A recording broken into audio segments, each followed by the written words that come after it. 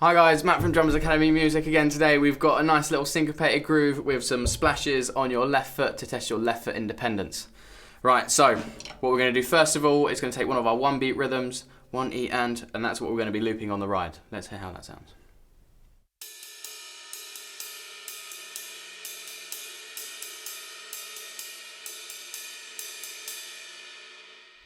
Right, now we've got that, let's see if we can add our splashes on all the ands, all the eighth note upbeats.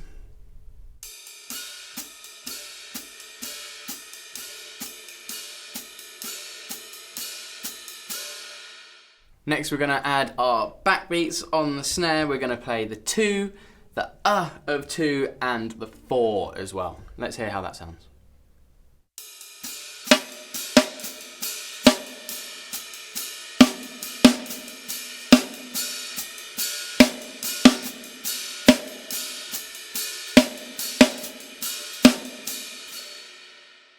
Right, let's see if we can add some kick drums in. We're going to be kicking on the 1, the of 1, the of 3, and the E of 4. Let's see how that sounds.